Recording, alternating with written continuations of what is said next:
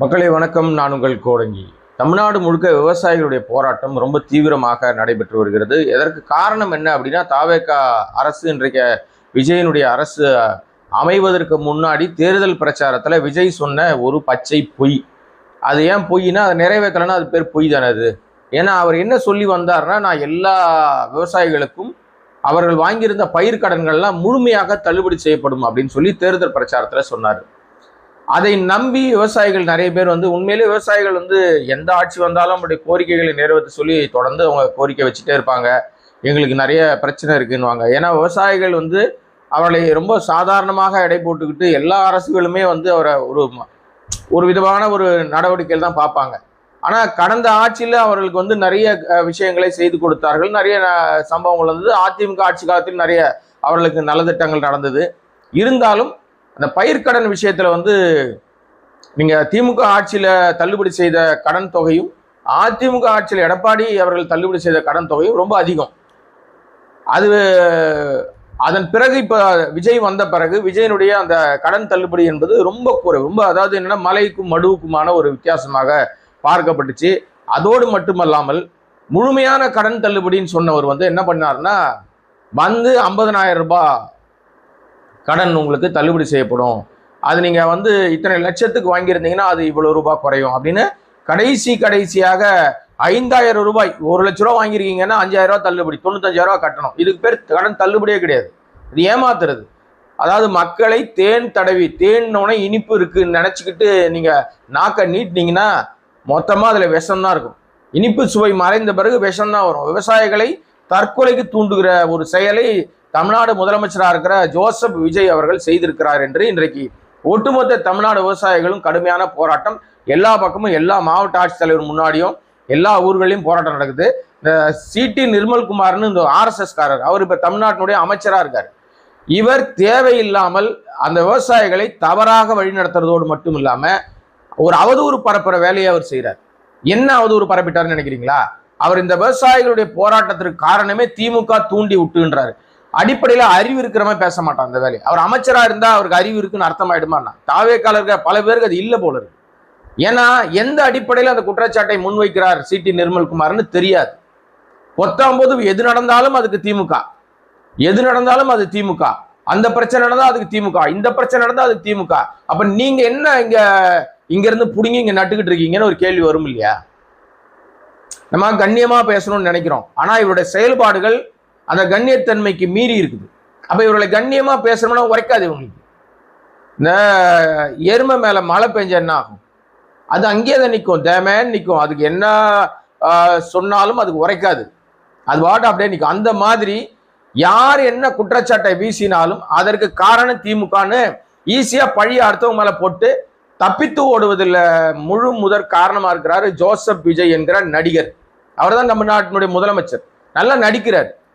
நான் என்னுடைய கடைசி படம் ஜனநாயகன்னு சொல்லிட்டு சினிமாவில் நடிச்சார்ல, இப்ப தினம் தினம் நடிக்கிறார். தமிழ்நாட்டில் முதலமைச்சரா நடிச்சுக்கிட்டு இருக்கார். இந்த சினிமா எப்ப ரிலீஸ் ஆகும்னு தெரியல, நடிக்கிறார். எவ்வளவு காலத்துக்கு இந்த சினிமா ஷூட்டிங் ஓடும்? ஒவ்வொரு நாளும் நடிப்பு. என்ன பிரச்சனைனா, சிடி நிர்மல்குமாருடைய இந்த குற்றச்சாட்டுக்கு திமுக இதுவரை என்ன பதில் சொல்லிச்சுன்னு தெரியல. ஆனா நான் பார்க்கிற நமக்கு கோவம் வருது. என்னடா இது, உருப்படியா ஒரு ஆட்சி நிர்வாகத்தை நடத்த தெரியல, ஒரு அமைச்சரா இருக்காரு, உருப்படியா ஒரு துறையில ஒரு புண்ணாக்கும் புடுங்க தெரியல, ஒரு இளவும் தெரியல, ஆனா பழி மட்டும் அடுத்தவங்க மேல போட தெரியும். இதே நிர்மல்குமார் இன்னொரு பச்சை பொய்யை சொல்லியிருக்கிறார். என்ன சொல்லியிருக்காருன்னா, அது பச்சை பொய் தான். எடப்பாடி வாய் திறக்காத வரைக்கும் அது பொய் தான். எடப்பாடியை சந்திப்பதற்கு நேரம் கேட்ட போது எடப்பாடி மறுத்து விட்டார்னு ஒரு பொய் சொல்லியிருக்காரு. சரி, எடப்பாடியை சந்திக்கிறதுக்கு நேரம் கேட்டீங்க, அவர் மறுத்துட்டாரு. நீங்க தூய சக்தி தானப்பா, நேர்மையாளர் தானே, நியாயவாதிகள் தானே. அப்ப ஒரு கட்சிக்கு கட்சி தலைவர் சந்திக்க மறுத்து விட்டால் மூடிக்கிட்டு அடுத்த கட்சிக்கு தான் போன. நீங்க யாரை கேட்டு CV சண்முகத்தை வேலுமணி போய் பார்த்தாரு? உங்க முதலமைச்சர், உங்க நொன்ன முதலமைச்சர் யாரை கேட்டு போனாராங்க? ஏன்னா இது திட்டமிட்ட திருட்டுத்தனம், திட்டமிட்ட அயோக்கியத்தனம், கட்சியை உடைக்கிற வேலை. இது பணம் கொடுத்து குதிரை பேரம் செய்து அந்த MLA-க்களை விலைக்கு வாங்கியிருக்கிறது அம்பலமாயிருக்கு. இப்ப அதுல சால்ஜாப்பு, எடப்பாடி மறுத்து விட்டதுனால நாங்க போய் அவரை சந்திக்க முடியலன்னு. சந்திக்க முடியலன்னா அதிமுக யார் கட்டுப்பாட்டில் இருக்கு? அதிமுக பொதுச் செயலாளர் யாரு? எடப்பாடி தானே. அப்ப எடப்பாடி சந்திக்க மறுத்து விட்டால் மரியாதையா திமுக போனீங்களா? மற்ற கட்சிகளை போனீங்களா, அதோட மூடிக்கிட்டு அடுத்த வேலையை பார்த்துருக்கணும். என்ன ஆணி புடுங்குற வேலை? இடையில அந்த கட்சியை ரெண்டா உடைச்சி அங்க உள்ள பூந்து சால்வை கொடுக்கறது, பொக்கே கொடுக்கறது. அப்ப உங்க நோக்கம் என்ன? எப்படியாவது ஆட்சியை தக்க வச்சுக்கணும். ஆட்சியை தக்க வைக்க ஓட்டு வேணும். அதற்கு அவங்களுக்கு ஒரு அமைச்சர்ன்ற தேன் தடவி விஷம் கொடுத்து அவங்களுக்கு காலி பண்ணிட்டீங்க. அதுல 4 பேர் இப்ப காலி ஆயிட்டான். மீதி இருக்கிறவன் திரிசங்கு சொர்க்க நிலைமை, விட்டா பதவி போயிடும்னு எடப்பாடி கிட்ட வந்துட்டாங்க. ஆனா சபாநாயகர் இன்னும் வச்சுக்கிட்டு இருக்காரு. அவருக்கு எப்படி இருந்தாலும் இந்த பதவியை பிடுங்கிட்டு ஒட்டுமொத்தமா நம்முடைய கட்சியை முழு மெஜாரிட்டியோடு கொண்டு வந்துடணும்னு ஆசைப்படுறாரு. அதற்கான வேலையை, திரைமறை வேலையை செஞ்சுட்டு இருக்காரு. இது ஒரு பக்கம் நடந்துகிட்டு இருக்கு. இந்த லட்சணத்துல இது நடந்துகிட்டு இருக்கும்போது நம்முடைய முதலமைச்சர் விஜய் அவர் என்ன பண்ணியிருக்காருன்னா, மீண்டும் தன்னுடைய சர்வாதிகார போக்கை, இப்ப எல்லாரும் நம்ம தேர்தலுக்கு முன்னாடியே சொன்னோம், அவரை பார்க்க முடியாதுங்க, அவர் ஓட்டு போட்டீங்கன்னா அவரை தேடி பிடிக்க முடியாது, நீங்க அப்படியே போனா ஒன்று அவர் நீலாங்கரை வீட்டுக்கு தான் போனோம், வெளியே வரமாட்டாரு, எப்ப பார்த்தாலும் வீட்டுக்குள்ள ஒளிஞ்சிப்பாரு, மக்களை சந்திக்க முடியாது, மக்கள் அவரை போய் சந்திக்க முடியாது, அவர் முதலமைச்சரா இருக்க மாட்டாரு, அவர் மன்னராட்சியை, இதுதான் மன்னராட்சி, மன்னர் அவளை சீக்கிரத்தில் சந்திக்க முடியாது, நீங்க அந்த கோட்டைக்குள்ள போனோம்னாவே உங்களுக்கு பெரிய கட்டுப்பாடுகள் விதிக்கப்படும், அனாவசியமா யாரும் உள்ள போயிட முடியாது. அப்படி ஒரு சூழ்நிலையை தலைமைச் செயலகத்துல முதலமைச்சர் விஜய் இன்றைக்கு ஏற்படுத்தி இருக்கிறார். தலைமைச் செயலகத்துக்குள்ள யாருமே அவ்வளவு சீக்கிரம் நீங்க உள்ள போக முடியாது.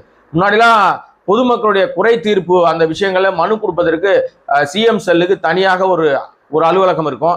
அங்க போய் அவருடைய குறைகளை சொல்லி அவங்க மனு கொடுத்துட்டு வருவாங்க தலைமைச் செயலகத்துக்கு உள்ள போயிட்டு. இப்போது தலைமைச் செயலகத்துக்குள்ளேயே நீங்க யாரும் போகவே முடியாது. வெளியே ஒரு பாக்ஸ் வச்சுட்டாங்க. அந்த பொட்டிக்குள்ள நீங்க உங்க மனுவை போட்டுடணும். பொதுமக்களுக்கு அனுமதி இல்லை. தேவையில்லாத நபர்கள் அசம்பிளிக்குள்ள வரவே முடியாது. அதாவது அசம்பிளின்றது தலைமைச் செயலகத்துக்குள்ள வர முடியாது.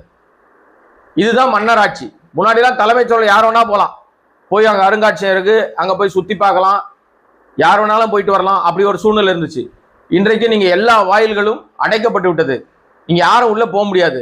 இதுவரைக்கும் எந்த ஆட்சியாளர்களுடைய ஆட்சியிலும் திமுக அதிமுக பலமுறை மாறி மாறி மாறி மாறி ஆட்சியில் இருந்தா கூட அமைச்சர்கள் அறைகள் வாசல்ல போலீஸ் நின்னதே கிடையாது, காவல்துறை அங்க நின்னதே கிடையாது. இப்போ காவல்துறை அங்க நிப்பாட்டி வச்சிருக்காங்க. என்னடான்னு கேட்டா, எல்லா அமைச்சர்களுக்கும் ஒன்றும் தெரியலையே, கும்பல் வந்துடும் அப்படின்னு பயப்படுறாங்க. எப்படி தலைமைச் செயலகத்துக்குள்ள அமைச்சர்கள் அறைக்கு கும்பல் எப்படி வந்துடும்? நீங்க தான் உங்க கூட்டத்துக்கு கூட்டணி சேர்ப்பீங்க. வாட்ஸ்அப் குரூப்ல போட்டு என் தம்பி ஜெகதீஷ் ரூட் மாஃபியாவுடைய திருட்டுத்தனத்தினால காசு கொடுத்து கூட்டத்தை சேர்த்து பெரிய மாஃபை கிரியேட் பண்ண மாதிரி ஏமாத்தி, மக்களை மடமாத்தி, மக்களுக்கு மூளை செலவு செய்து, லேடிஸை ஏமாத்தி, பெண்கள்கிட்ட நல்லது பேரை வாங்குற மாதிரி ஏமாத்தி அந்த பொம்பளைங்களை இப்ப நடுத்தரில் விட்டீங்க. தெருவில் நிற்கிறாங்க பெண்கள் எல்லாம். 2500 ரூபா தராம ஏமாத்திருக்கீங்க, 6 சிலிண்டர் தராம ஏமாத்திருக்கீங்க, கரண்ட் பில்லை ஏற்றி விட்டீங்க, கரண்ட் பில்லு 200 யூனிட் தரேன்னு பொய் சொல்லியிருக்கீங்க. இந்த மாசம் இபி பில் எடுக்கும் போது தான் உங்க லட்சணம் தெரியும். ஊரே காரி துப்பம், ஏற்கனவே துப்பிட்டு தான் இருக்குது. சட்டம் ஒழுங்கு சந்தி சிரிக்குது. எதுலையுமே உங்களுக்கு அக்கறை இல்லை. இந்த லட்சணத்துல தலைமைச் செயலகத்துக்குள்ள அனாவசியமா யாரும் உள்ள வரக்கூடாது. எல்லா கேட்லயும் ஆள் போட்டாச்சு. ஏன் போறீங்க, எதுக்கு போறீங்க? முன்னாடிலாம் கேட்பாங்க, காரணம் சொன்னா அனுப்பிடுவாங்க. நீங்க புகார் கொடுக்கணுமா, மனு போடணுமா, தோபார் பாக்ஸ் வச்சாச்சு, பாக்ஸ்ல போட்டு கிளம்பிடு, உனக்கு வேலை கிடையாது உள்ள. சர்வாதிகார ஆட்சிங்க. ஜெயலலிதா 91 96 காலகட்டத்தில் அப்ப வந்தப்ப கடுமையான கட்டுப்பாடுகள். அந்த அம்மா வீட்டில் எந்திரிச்சாலே ரோடெல்லாம் பிளாக் பண்ணுவாங்க. அப்பெல்லாம் இப்ப இருக்கிற மாதிரி மேம்பாலங்கள்லாம் கிடையாது. செய்தியாளரா எங்களுக்கே பெரிய கொடூரம். அப்பெல்லாம் எல்லா டிராபிக் நிறுத்திட்டானா யாரும் முன்னாடி போக முடியாது. ஒவ்வொரு நாளும் சண்டை போட்டு தான் நாங்க போவோம். அப்படி கர்ண கொடூரமான ஆட்சியை வந்து நம்ம 91 96 பார்த்த மக்கள் ஜெயலலிதாவை ஓட விட்டாங்க. அதுக்கப்புறம் தான் செய்த தவறை அவர்கள் உணர்ந்த பிறகுதான் 2001 மீண்டும் ஆட்சி கொடுத்தாங்க. ஏன்னா அவங்களுடைய அராஜகம் 91 96 அவங்க பண்ணது அவ்வளவு பெரிய அராஜகம். அதுல கொஞ்சம் கூட குறைவில்லாம இன்றைக்கு இவர் என்ன பண்ணியிருக்காரு அப்படின்னு சொன்னா, மிக மோசமான ஒரு நிலைமையை உருவாக்கி இருக்காரு. இப்போ யாரும் உள்ள போக முடியாது. அதை தடுத்துட்டாரா? அது இல்லாம மிக முக்கியமான ஒரு விஷயம் என்ன அப்படின்னு சொன்னா, இந்த எல்லா துறைகள் ரீதியான ஒரு விஷயங்கள் இருக்குல்ல, துறை ரீதியான விஷயங்கள்ல யார் முடிவெடுக்கிறாங்க அப்படின்றது இன்னைக்கு யாருக்கா தெரியுதா? அமைச்சர்கள் முடிவெடுக்கிறாங்கன்னு உங்களால சொல்ல முடியுமா? ஏன்னா இன்றைக்கு எல்லா இடங்களிலும் அதிகாரிகள் தான் அவங்க வேலை பார்த்துட்டு இருக்காங்க. அதன் அடிப்படையில எந்த பணிகளும் நடக்கவே இல்லை. எல்லாமே அப்படியே கிடப்புல இருக்கு. தீர்க்கமான முடிவெடுக்க முடியாம திணறி கொண்டிருக்கிறது தாவேக அரசாங்கம். அமைச்சர்கள் ஆய்வுக்கு போயிட்டு இருக்காங்க. என்னடா ஆய்வுக்கு போறாங்கன்னா, ஒயின் ஷாப் ஆய்வு. மிக முக்கியமான ஆய்வு. எல்லா அமைச்சர்களும் போறாங்க, எல்லா எம்எல்ஏவும் போறாங்க. ஆய்வுக்கு எங்கடா போறாங்கன்னா ஒயின் ஷாப்பு தான் போறாங்க. நேரா ஒயின் ஷாப் போய் பாட்டில் எடுத்து இது என்ன விலை, இது ஏன் இந்த விலைக்கு விற்கிற நீ அப்படின்னு கேட்டுக்கிறாங்க. நாட்டில் ரொம்ப முக்கியம் ஒயின் ஷாப் என்பது, நாட்டில் ரொம்ப முக்கியம். இதுக்கு தான் எல்லா அமைச்சர் துணை சபாநாயகர் வரைக்கும் ஆய்வுக்கு போறாங்க. அப்புறம் அவங்க ஆய்வுக்கு போற இடம் தெரியுமா? பிரசாத பொட்டலத்தை பாக்குறது. இதுக்கு ஏன் டேட் இல்லை, இது எப்போ தயாரிச்சது, முறுக்கு யார் சுட்டது, உங்க அம்மா சுட்டாங்களா, சுட்டதுக்கு கணக்கு இருக்கா, ஆதாரம் இருக்கா அப்படின்னு கேட்டு இருக்க ஒரு அமைச்சர். அடுத்து இன்னொரு சில பேர் ஆய்வுக்கு போறாங்க. அம்மா உணவகம்னு போறாங்க. அங்க அம்மா உணவகம் பேரு, ஆனா அம்மா போட்டோவை காணோம். திமுக ஆட்சியில் ஜெயலலிதா போட்டோவை எடுக்கவே இல்லை. திமுக ஆட்சிக்கு வந்த பிறகு திமுக கடுமையாக எதிர்த்த இயக்கம் அதிமுக. ஆனா ஜெயலலிதா பேர்ல அம்மா உணவகம் இருந்ததை எங்கேயும் மாற்றவே இல்லை. அது அப்படியே தான் இருந்துச்சு இன்று வரை. ஆனா எப்போ தாவேக ஆட்சி, விஜய் ஆட்சி வந்த உடனே முதல் வேலையா இந்த அம்மா உணவகத்துல உள்ள பூந்து ஜெயலலிதா போட்டோவெல்லாம் நீக்கிட்டு விஜய் போட்டோ வச்சிட்டாங்க. அந்த கருப்பு கோட்டு போட்டு சிரிக்கிறார் பாருங்க. இந்த ஜோசியர் சொன்னபடி கருப்பு கோட்டு. உலகத்திலே மனுஷனுக்கு வெள்ளை மனசு இருக்குன்னு தான் சொல்லுவான், டபுள் மனசு இருக்குன்னு சொல்லவே மாட்டான். அதை விஜய் அவர் புத்தி மாதிரியே சொல்லியிருக்காரு. திருச்சி கூட்டத்தில் என்ன சொன்னாரு? மக்கள் மனசு மாதிரியே கருப்பு வெள்ளைனாரு. எங்கேயாவது மக்கள் மனசு கருப்பு வெள்ளையா இருக்குமா? ஒண்ணு வெள்ளையா இருக்கும், இல்ல திருட்டு பையனா இருப்பான். எப்படிங்க ரெண்டா இருப்பான்? தான் எப்படி இருப்போம் இருக்கிறத சொல்றாரு அவர். அவர் எப்பவுமே வெளிப்பூச்சிக்கு வெள்ளையா நடிக்கிறார். மனசு உள்ள பூரா அழுக்கு, கருப்பு, இருட்டு, பழி வாங்குற உணர்ச்சி. அதனாலதான் யாருக்கிட்டையும் பேச மாட்டார். நான் பேசவே மாட்டேன், செயல்ல காட்டுவேன். கீழ்ச்சார் இது வரைக்கும் 20 நாள் 22 நாள் கீழ்ச்சி கத்த கட்டி தனித்தனியா கட்டி அங்கங்க வச்சுக்கிறார். தமிழ்நாடு அப்படியே கூறு போட்டு வச்சுக்கிறார்.